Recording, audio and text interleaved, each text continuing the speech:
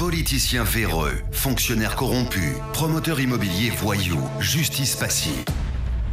La Guinée devient-elle mafieuse?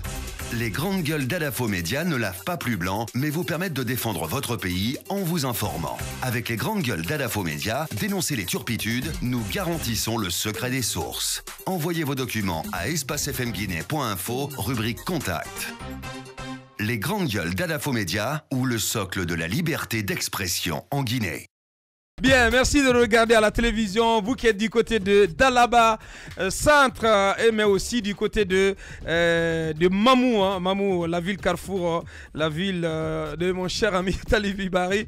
Merci de nous regarder à la télévision. Dans un instant, vous le voyez à l'écran, notre invité, monsieur Amadou Djabi. Il est le premier vice-président de la Fédération guinéenne de football.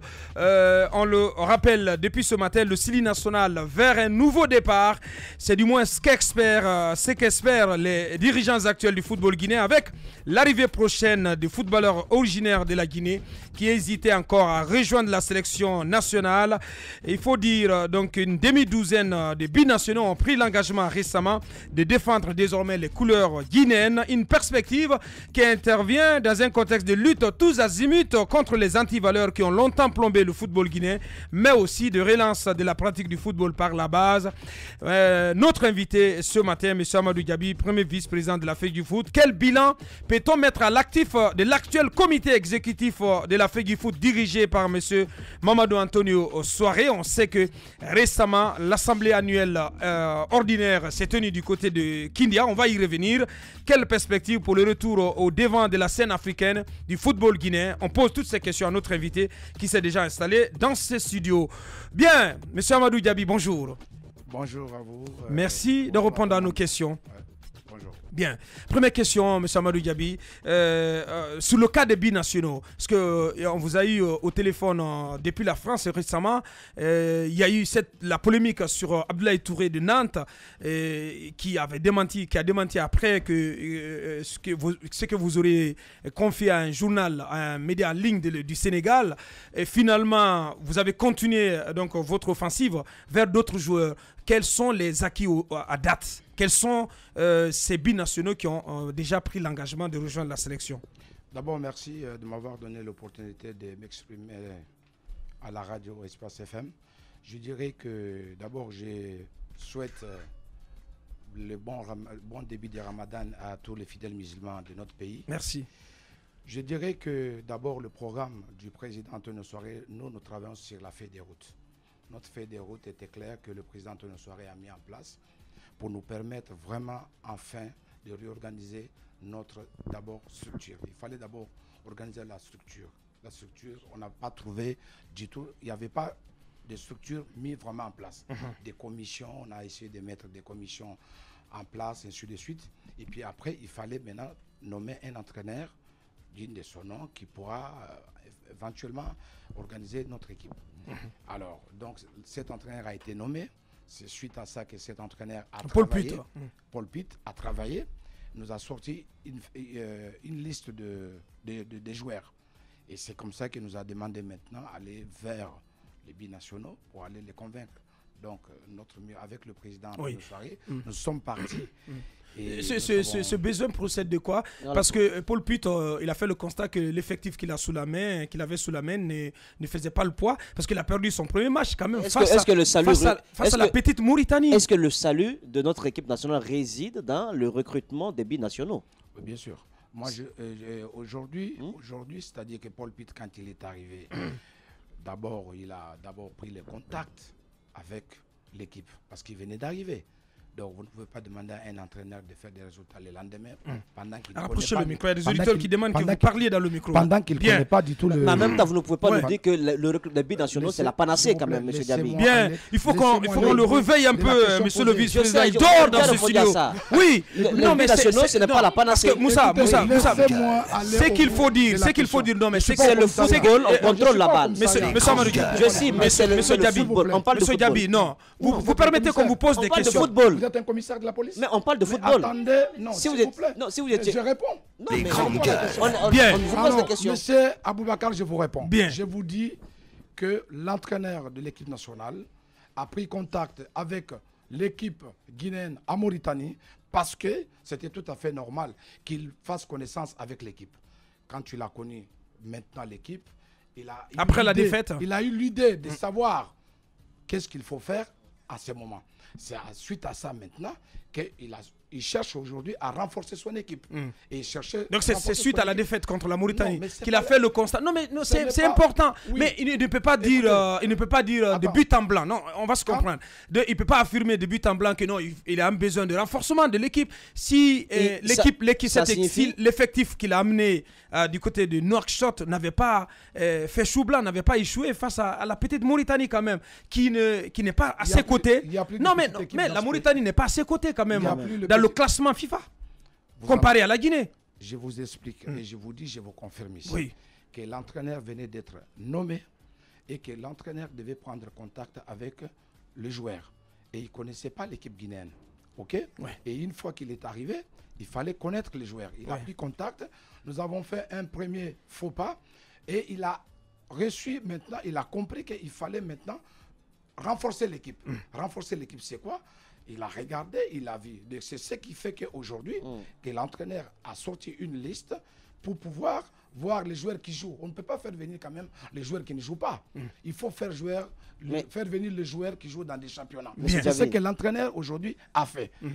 Alors le constat d'abord. Qu'est-ce que vous avez déjà sous la main? Quel est le potentiel sous la main aujourd'hui, l'entraîneur. C'est l'entraîneur qui choisit l'équipe. Après, il nous demande d'aller vers ces joueurs. Alors aujourd'hui, nous avons un joueur comme Nazim Sangaré qui joue aujourd'hui en Antalya des sports de Turquie, arrière droite.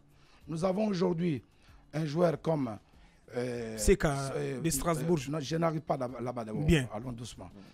On a un joueur comme on appelle Pa Konaté qui est international.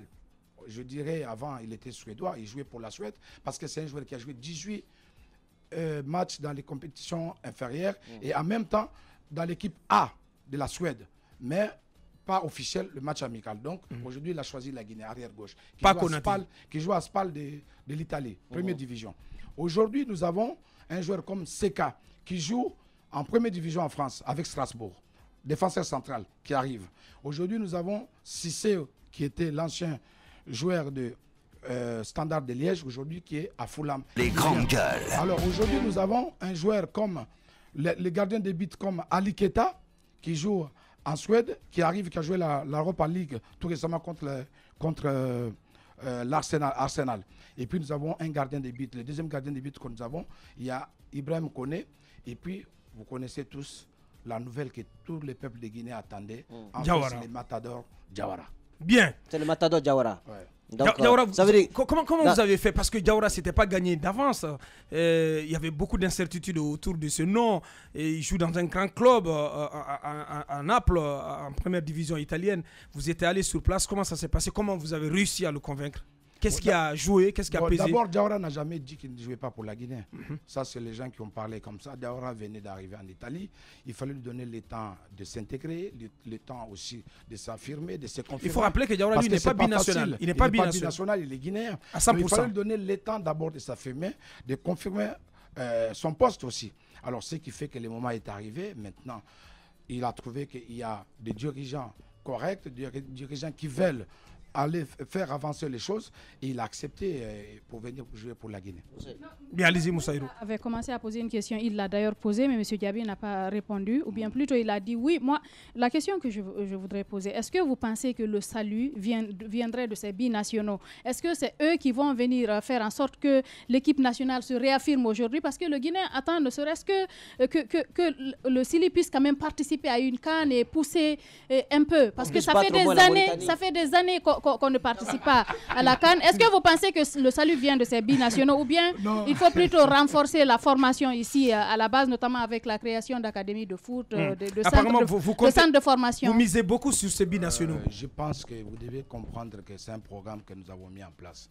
L'urgence, c'est qu'aujourd'hui, la Guinée doit jouer les éliminatoires de Cameroun 2019.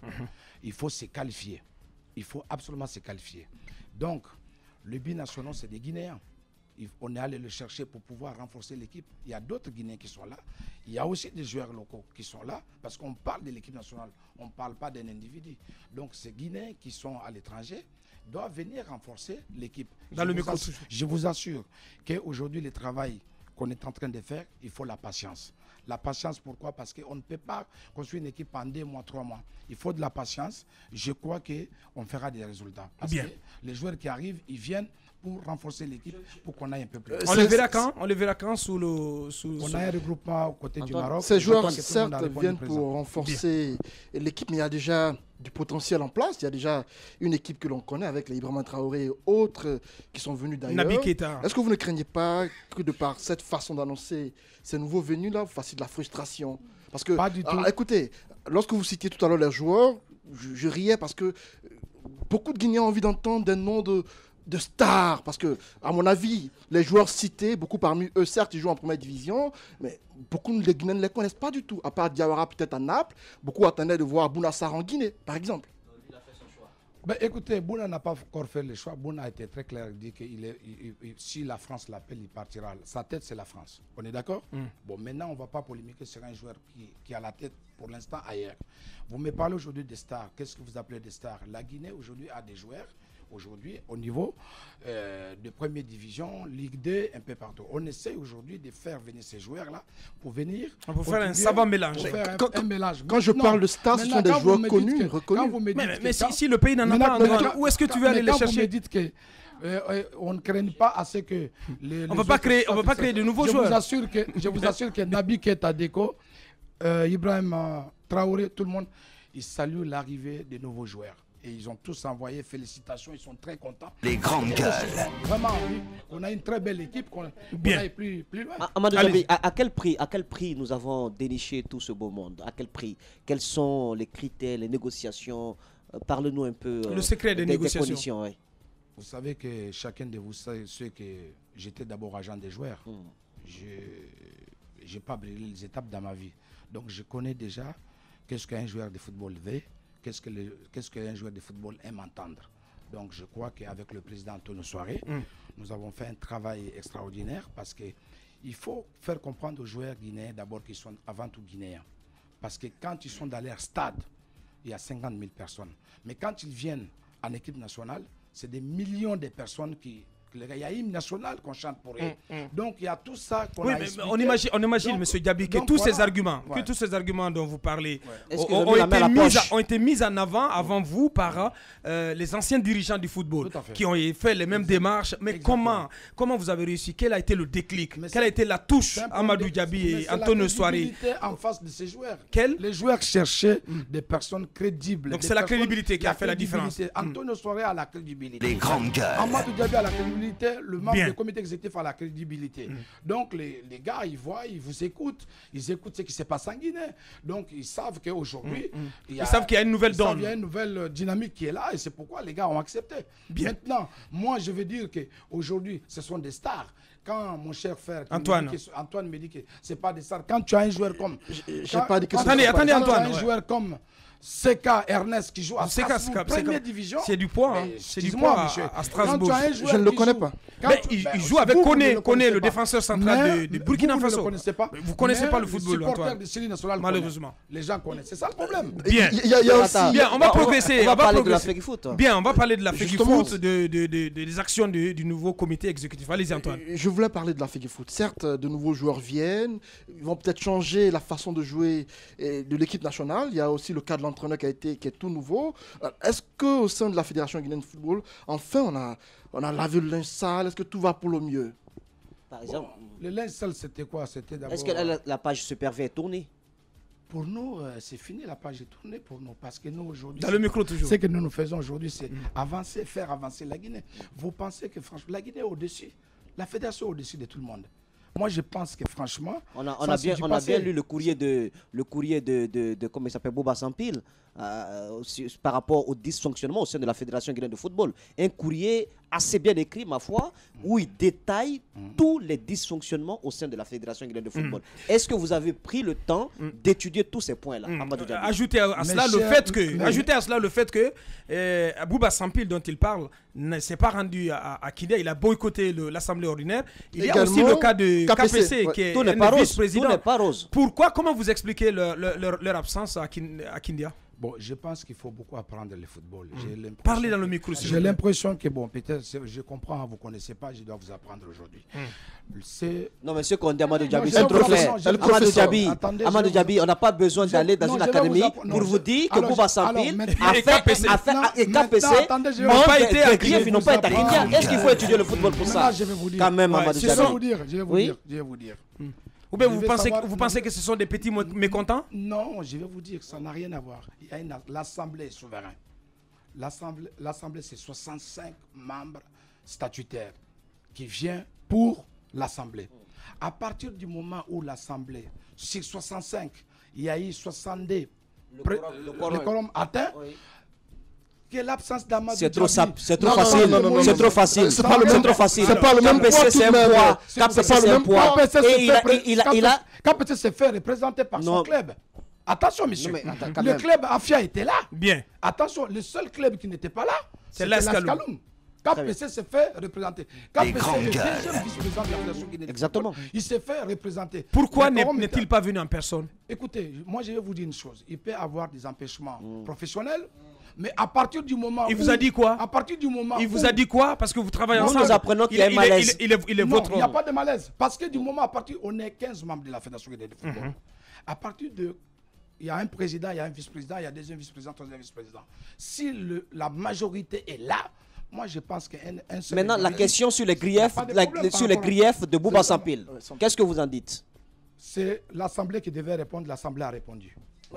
Donnez le détail. L'Assemblée a répondu en disant quoi? L'Assemblée a répondu que tout ce qu'il a mis sur son papier, c'est du pipeau. Ah bon? Mais je vous dis. Mais quand il parle de justification de certains montants qui ont été utilisés au nom de la société de Antonio Soare et qui n'ont pas été véritablement transparents, moi je pense qu'il y a des questions auxquelles il faut répondre. Oui. Les grandes gueules. La FIFA n'a pas envoyé un franc en Guinée. Nous avons trouvé au compte de la fédération 500 000 francs guinéens. Ben, je vous assure. Combien? 500 000 francs guinéens. Donc ça veut dire que les ressources de la Fédé ont été pillées. 500 000 francs guinéens. Qu'est-ce que nous nous sommes dit? On a demandé à la FIFA qu'il n'y a pas d'argent, il fallait nous envoyer notre argent. La FIFA nous a demandé de faire l'audit. Qu'une fois que vous faites l'audit, après vous allez décaisser votre argent.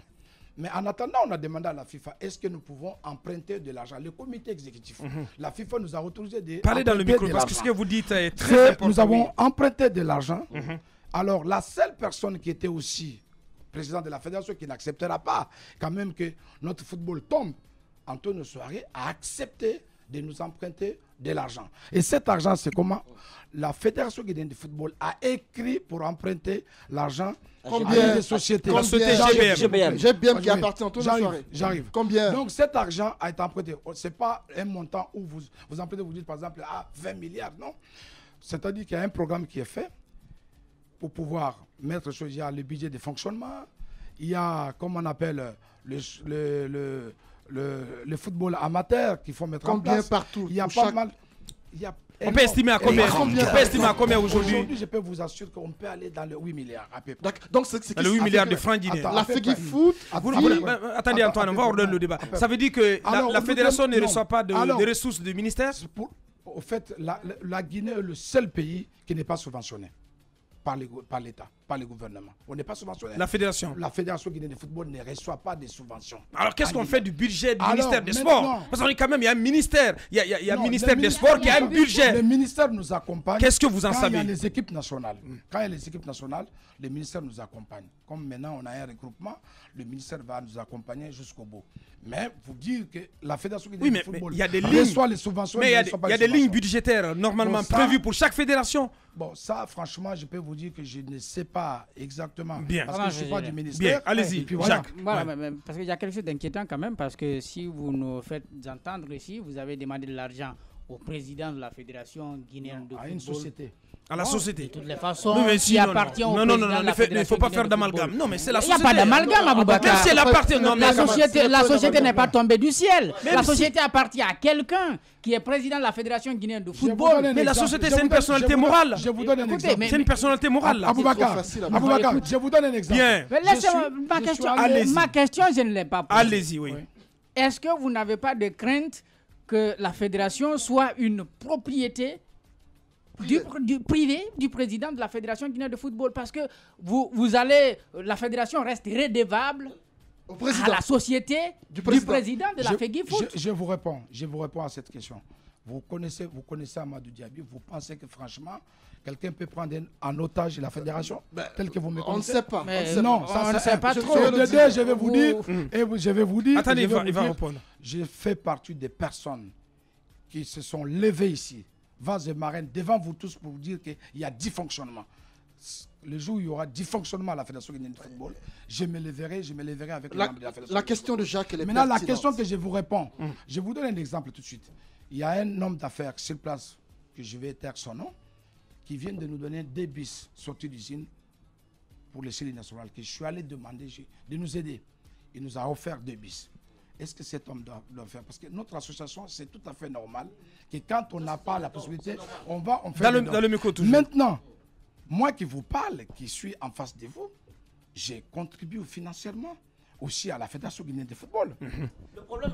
Vous savez, le problème dans ça, c'est quoi? C'est que demain, il va falloir rembourser tout ce montant. Justement, il va falloir rembourser. Celui qui est le dirigeant, qui est le contrôleur général, lui-même a donné de son propre argent. Moi, j'aime bien Antonio, il est généreux, il fait dans le social, il fait beaucoup de bien à beaucoup de personnes. Mais je dis encore une fois, quand il s'agit de football, c'est une question nationale.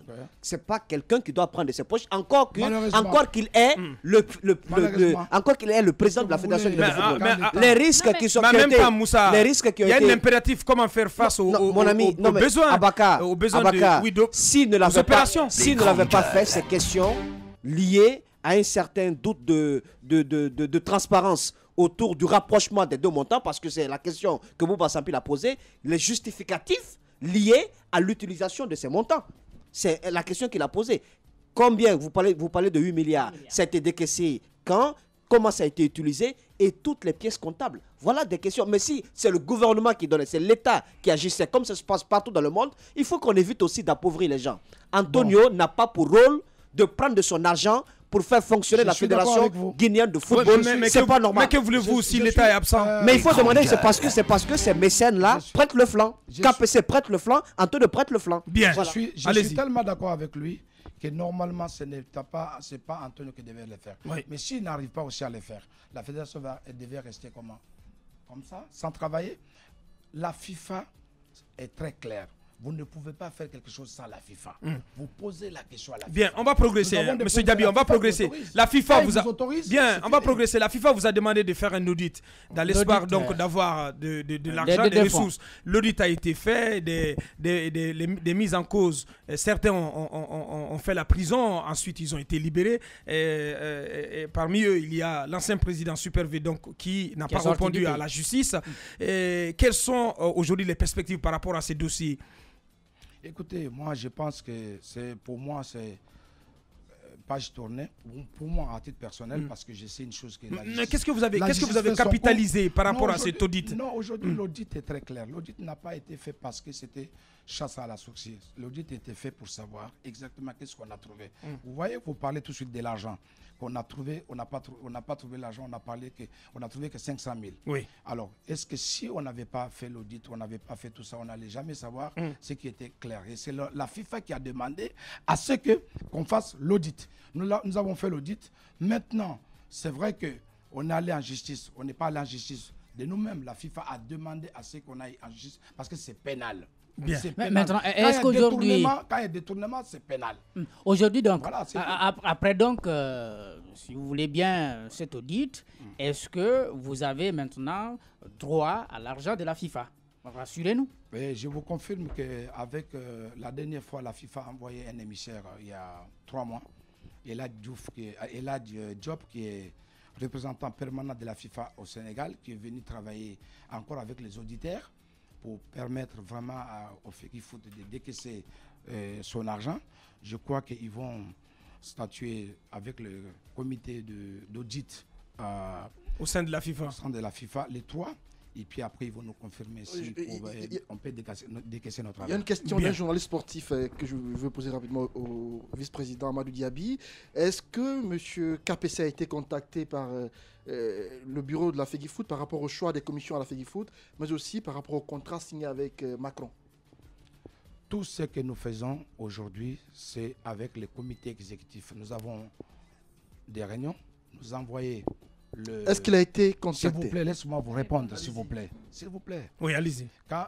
Comment on appelle? Quand on envoie, le secrétaire général envoie les courriers, à tout le monde pour informer de la convocation de la réunion ordinaire de la Fédération guinéenne de football. Tout le monde est reçu.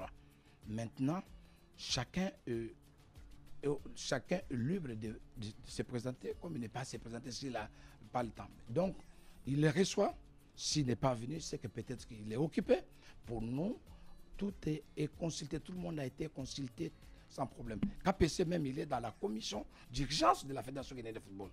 Il fait partie de la commission d'urgence. Bien. Allez-y, Madame Yoro. Moi, sur un tout autre point, je voudrais poser la question sur le stade de Nongo. À quel niveau se trouvent les travaux de finalisation? Quand est-ce que ce stade sera effectivement opérationnel? Je veux dire qu'il sera complètement achevé, les encore travaux. Une fois, je vais encore rejoindre ce que Moussa Moïse disait tout à l'heure, que Antoine ne peut pas faire tout seul. Malheureusement, moi, je ne peux pas vous parler du stade de Nongo pour une simple raison que ce n'est pas la fédération qui a le stade de Nongo. La fédération ne construit pas le stade. Le stade appartient à l'État. C'est l'État qui joue le rôle de construire des infrastructures. Ce n'est pas la fédération. Mais maintenant, Antonio Souaré, vu qu'il est patriote, comme vous le dites, c'est un homme passionné. Il aime le football. Vous ne pouvez pas dire à Antonio Souaré que non, on n'aimait pas quoi que ce soit. Antonio Ipé n'est pas récupéré cet argent qu'il a mis dans la Fédération guinéenne de football. Parce que je vous dis, tellement qu'il aime le football.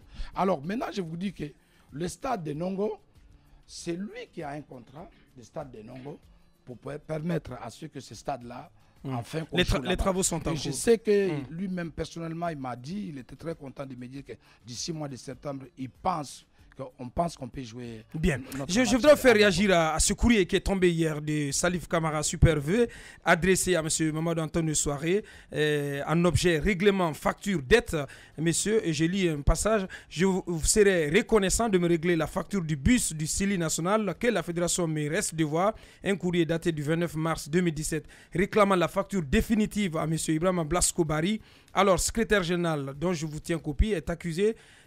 Avec accusé de réception vous a déjà été adressé et est resté sans suite. Donc il réclame le prix d'un bus qu'il aurait donc mis à la disposition du Sili national. Bon, je ne voulais pas vraiment parler de cet homme parce que cet homme est aux abois. Cet homme aujourd'hui c'est un manipulateur. Qui a été comme un frère pour vous. Cet homme c'est un manipulateur. C'est dans le même studio. Il parle de 100 000 $. C'est dans le même studio que cet homme vous a fait comprendre qu'il peut transformer la boue, ça devient la glace mangeable. Cet homme vous a fait comprendre ici que quand on va aller au tribunal arbitral à Lausanne et que la fédération va tomber, il y a ceci, il n'y a pas ce qu'il n'a pas dit. Ça existe ou pas? Il nous a insulté, ce bus, ça n'existait pas. 100 000 $. Depuis la crise, pourquoi il n'avait jamais parlé de cette histoire? Pourquoi c'est aujourd'hui il va parler de cette histoire?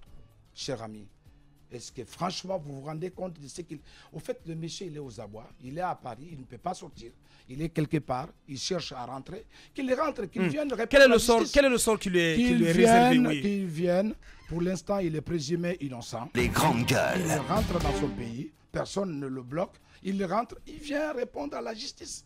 C'est tout, ça n'a rien à voir. Il y a aussi deux dernières questions, et puis une sorte de missile que j'ai lu dans un journal de la place où c'est intitulé Antonio Souaré, le Bolloré guinéen. L'avez-vous lu ou pas? Je vous dirais qu'aujourd'hui, vous savez, dans la vie, j'ai appris ça de Mobutu Sese Seko. Dans le micro, Wazabanga. Il a dit que, vous savez, on dit, monsieur le président, est-ce que le critique, vous faites quelque chose? Il dit non. Vous savez, quand quelqu'un veut accueillir une mangue, il cherche toujours une mangue mire. Antonio, c'est une mangue mire. Aujourd'hui, Antonio, il est aujourd'hui une personne que la plupart, par sa réussite, par son humanisme, par son respect, par ce qu'il fait aux gens, il ne peut pas avoir tout le monde. Il va avoir des gens qui l'aiment, il va avoir des gens qui ne l'aiment pas aussi. Bien. La vie, elle est faite ainsi comme Bien. ça. Deux dernières questions. C'est le minorité qui font ça. Mais Antonio, il a la majorité plurielle. Bien. Les objectifs à court terme pour votre comité exécutif, en parlant du CILI national et des autres catégories, c'est quoi? Quels sont vos objectifs à court terme? Quels sont les objectifs que vous avez assignés au nouvel entraîneur Paul Put et aux autres patrons des sélections des catégories inférieures? Paul Put, pas Put. Bien, allez-y. Put. Non, je pense que c'est de belles questions. C'est ce que j'aime au lieu de parler tout le temps des anciens trucs. Bon, moi je dirais qu'aujourd'hui la Fédération guinéenne de football, nous avons donné des consignes à Paul Put qu'il faut absolument qualifier la Guinée. Il faut qualifier la Guinée. Et qualifier la Guinée, pas seulement qualifier la Guinée, mais aller au moins cette fois-ci, comme Marcel venait de le dire, aller plus loin. Pourquoi pas ne pas aller en finale? C'est notre objectif, ça c'est clair. Bon, maintenant, c'est vrai qu'on est en train de mettre maintenant, avant il n'y avait pas les National 1, il n'y avait pas les National D, nous avons mis en place. Ouais. Et là, il y a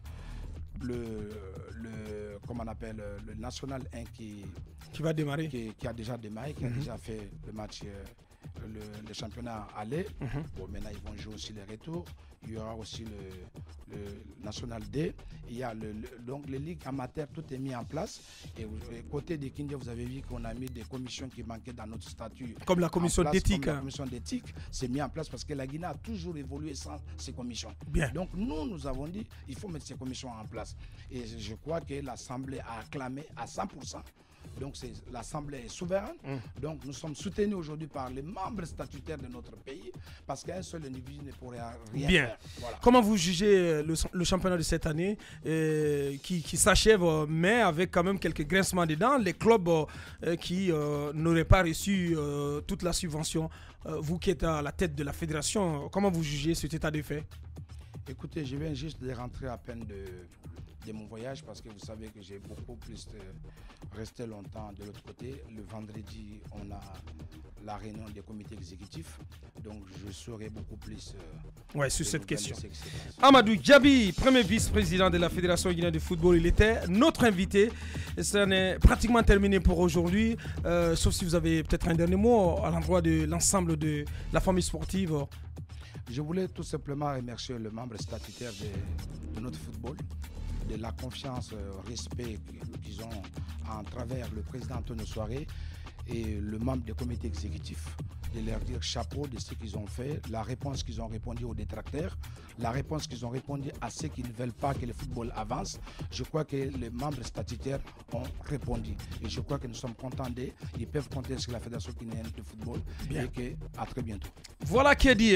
C'était à l'instant Amadou Djabi, premier vice-président de la FEGI Foot. Il était venu parler du CILI national et d'autres perspectives pour le football guinéen. Il était notre invité exceptionnel en ce mercredi. Moussa Moïse, oui, en 10 secondes.